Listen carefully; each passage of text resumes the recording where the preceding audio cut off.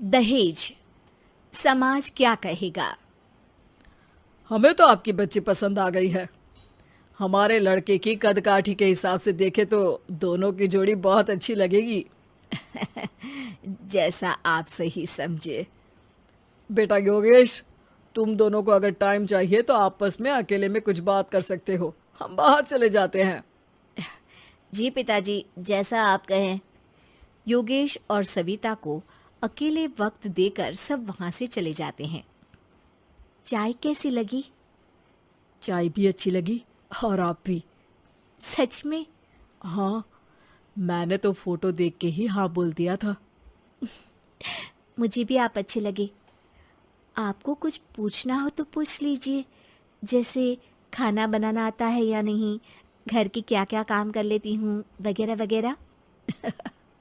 वो तो मेरी माँ आपकी माता जी से पूछ ही लेंगी। वो मेरा डिपार्टमेंट नहीं है। इधर योगेश और सविता जिंदगी भर का साथ जोड़ने की बात कर रहे थे। उधर सविता के पापा योगेश के पिताजी के सामने हाथ जोड़ के खड़े थे। देखिए, हमारा बेटा पढ़ा लिखा है, अच्छी नौकरी करता है। उसमें जितना पैसा लगा है कम से कम उतना तो मिलना चाहिए ना। 10 लाख से कम में तो नहीं हो पाएगा। बेटी हमारी बहुत होनहार है और 7 लाख भी तो कम नहीं होते हैं ना जी।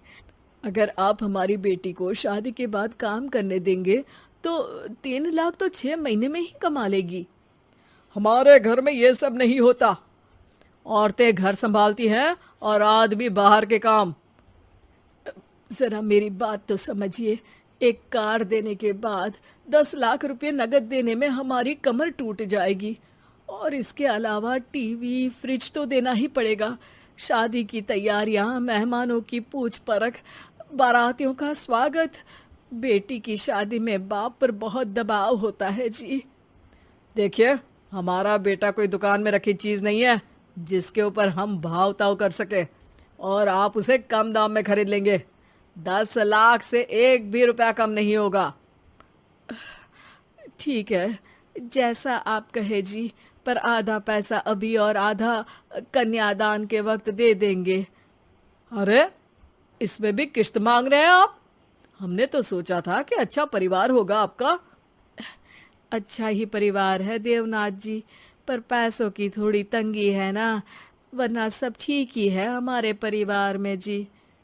देवनाथ वहां से अपने बेटे योगेश को लेकर चले जाते हैं और कुंडली मिलवाई जाती है। 36 में से 32 गुण मिलते हैं। जल्दी शादी का मुहूर्त भी निकल आता है।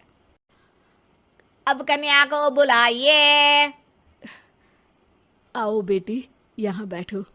योगेश की बाई और। मंत्रोच्चार शुरू करते हैं। मंगलम भगवान विष्णु मंगलम गरुड़ध्वजा मंगलम।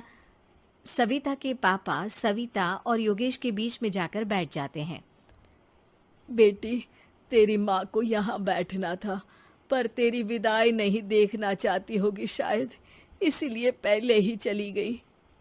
बाबा, हंसी खुशी का माहौल है। रोने का समय तो विदाई के वक्त होता है ना, तब ये इमोशनल अत्याचार कर लेना। अभी तो मुस्कुराइए, कैमरा आसपास ही है। तभी पीछे योगेश के पिताजी आ जाते हैं। अभी तक पैसे नहीं आए आपके यहाँ से? उठा लूं क्या बेटे को? आते ही होंगे। मैंने अपने छोटे भाई को व्यवस्था करने के लिए कह दिया था। अरे तो जल्दी कराइए ना, वरना देर हो जाएगी। समझ रहे हो ना आप? योगेश और सविता दोनों एक दूसरे की तरफ देखते हैं। सविता चाहती है कि योगेश कुछ बोले, पर योगेश अपना मुंह दूसरी तरफ फेर लेता है। पापा, कितने पैसे की बात की है आपने? अरे बेटी, तुझे इससे क्या मतलब? मेरी डील की है ना, तो मुझे तो पता ही होना चाहिए। कन्यादान की विधि शुरू करेंगे। तभी योगेश के पिता वापस वहां आ जाते हैं। पैसे देते हैं या बेटे को उठवा लूं? मैं आपके हाथ जोड़ता हूँ जी, थोड़ा सा इंतजार कर लीजिए। देवनाथ वहां से चले जाते हैं। तुम अपने पिताजी से कुछ कहते क्यों नहीं? उनके सामने कोई आवाज नहीं उठाता। ऐसा नहीं है, कोई तो उठाएगा ही। तभी वहां सविता के चाचा एक बैग लेकर आते हैं और सविता के पापा को देते हुए कहते हैं, 9 लाख ही हुए। आत्माराम इशारा करके योगेश के पिता को वहां बुलाते हैं। क्या? सिर्फ 9 लाख? बाकी 1 लाख कहाँ है? नहीं हो पाए जी, शादी के बाद कर देंगे। अरे आप बात से पलट रहे हैं। जल्दी से अभी के अभी पूरे पैसे लाइए, वरना बेटे को उठाऊं क्या? देखिए मैं आपके पाँव पड़ता हूँ। रुक जाइए पापा, रिश्ते हाथ पकड़कर जोड़े जाते हैं, पांव पकड़कर नहीं। बेटी तू चुप रह। नहीं, ये कब से बस कह ही रहे हैं कि उठवा लूं, पर कोई उठ ही नहीं रहा। लो, मैं ही उठ जाती हूँ। बेटा, अपशगुन हुआ। दहेज लेना सबसे बड़ा अपशगुन है, पाप है, पाखंड है। और योगेश, तुम्हें मैं पसंद हूँ तो कुछ बोलते क्यों नहीं? और तुम्हारे पिताजी, अरे देवनाथ जी, आपके नाम में ही बस देव है, काम तो आपके असुरों जैसे हैं। पर गलती आपकी नहीं, गलती मेरे पिताजी की है, जो आप जैसे लोगों को घर की दहलीज भी चढ़ने देते हैं। लेकिन एक बात साफ है, मैं आपके घर की दहलीज कभी नहीं चढ़ूंगी। अरे बेटा, समाज क्या कहेगा? यही कहेगा कि सविता के भीतर की माँ दुर्गा जाग गई थी, जिसने पापा के खिलाफ, गलत के खिलाफ आवाज उठाई। आसपास के लोगों ने जोरदार तालियां बजाई। समाज की तालियों से पता चला कि समाज क्या कहेगा।